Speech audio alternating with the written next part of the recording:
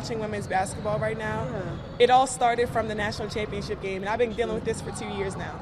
And understanding, like, yeah, negative things have probably been said about me, but honestly, everyone was waiting for Angel Reese to say something. Caitlin Clark had just been named the official MVP of the FIBA Women's World Cup qualifying tournament, her first major award since returning from a brutal stretch of injuries that had robbed her of nearly an entire WNBA season, and the basketball world was holding its breath. Social media was already spinning, commentators were already talking, and the one voice everyone wanted to hear from was the woman who had been on the opposite side of the most talked about rivalry in women's sports for the past 3 years. Because if there is one person whose reaction carries weight in that moment, it is Angel Reese. And what she did next, nobody had it on their bingo card. Not the fans who had spent years picking sides. Not the analysts who had built entire segments around this feud.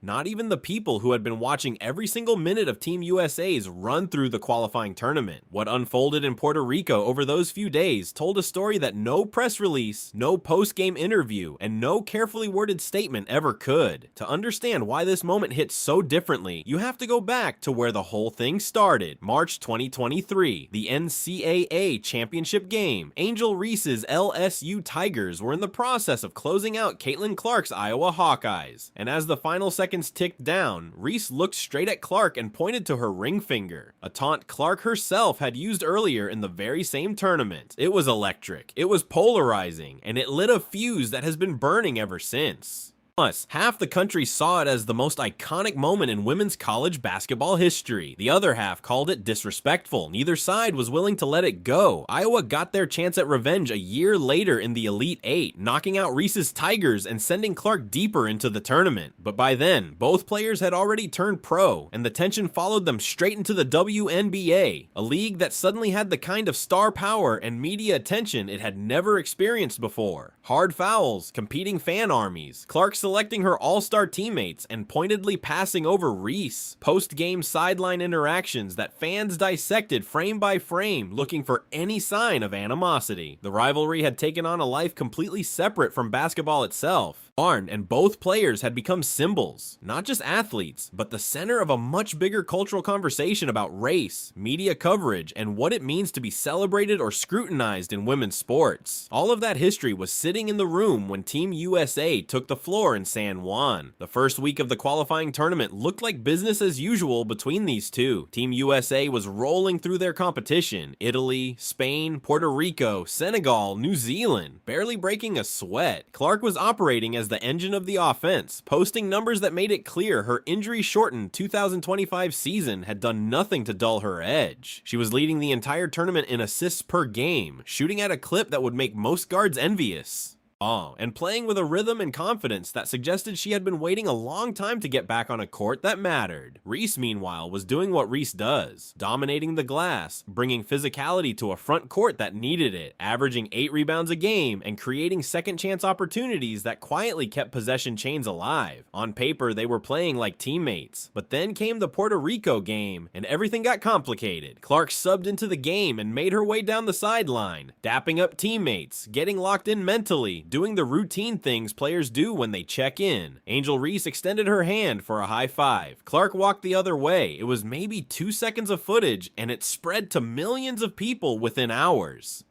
Fans who had been waiting for exactly this kind of moment had their evidence. The ones who believed this rivalry was completely manufactured were suddenly less certain. Most people assumed Clark saw Reese and made a conscious choice. Others argued just as loudly that she simply was not looking in that direction. Either way, the narrative had been written before anyone could course correct. And just like that, the fuse was burning again. But then came Spain, and 45 seconds of basketball changed the entire conversation. Clark was attacking the basket in the first quarter when she hit the floor hard. A rough fall that stopped the game and sent a ripple of concern through the arena. Before the referee could blow the whistle, before a trainer could make a move, before anyone else on the court had fully processed what happened, Angel Reese was already moving. She crossed the floor, reached down, and pulled Caitlin Clark back to her feet. No pause, no hesitation, no cameras needed to prompt it, just a player making a split-second human decision that had nothing to do with rivalry, nothing to do with with optics and everything to do with a teammate being on the ground. That alone was enough to make the clip travel, but the sequence was not finished. Clark inbounded the ball near the end of the first quarter, scanned the floor quickly, and found Reese positioning herself under the basket. She delivered the pass with precision. Reese caught it, pivoted, and finished the tough hook shot just as the buzzer sounded,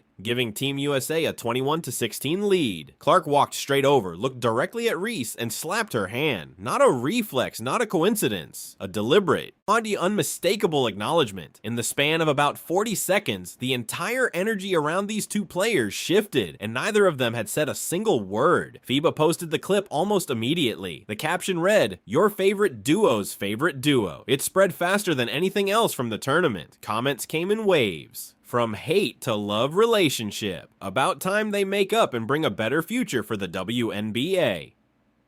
Angel Reese still can save her reputation by doing the right thing. This was one big step.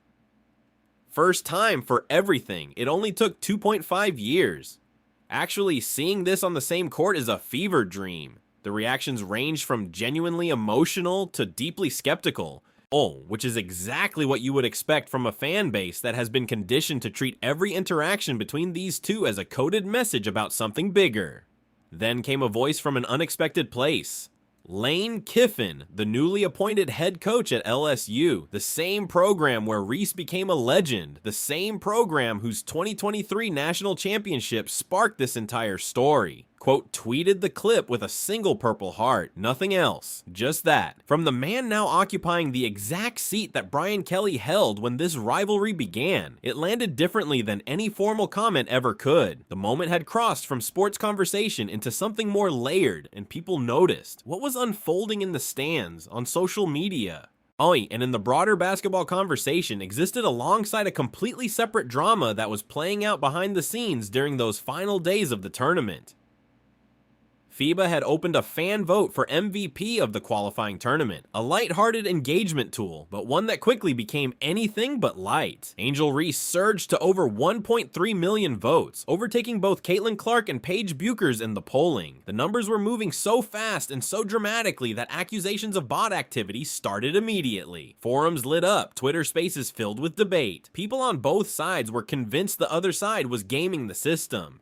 FIBA had to step in and post a formal disclaimer on their own website clarifying that the fan vote was created solely to enhance the viewing experience and had absolutely no bearing on the actual award decision. It was a small detail that got buried under the noise, but it mattered, because when the official MVP was announced on March 18th, the fan sentiment was irrelevant. Caitlin Clark won it. She had earned it in a way that left very little room for debate. She led the entire tournament field in assists per game at 6.4. She posted the team's highest efficiency rating. She shot nearly 53% from the field. She looked not just healthy, but dominant, like someone who had spent months quietly building toward exactly this moment. And the revenge tour that fans had been anticipating since her injury-wrecked 2025 season had just announced itself with a trophy, and it was only March. Here's the part that made the whole thing land differently though. After all of it, and after the high five that went viral, after the pass and the hook shot and the moment that sent FIBA's social media into overdrive, after Clark's name was announced as MVP in front of the cameras, Angel Reese never gave a formal statement, no press conference, no Instagram post calling Clark out, no congratulations that felt performative, no shade either, complete silence publicly, and that silence in a rivalry that has been built almost entirely on noise said more than any quote ever could. Her actions during the Spain game were the statement, helping Clark up when she did not have to.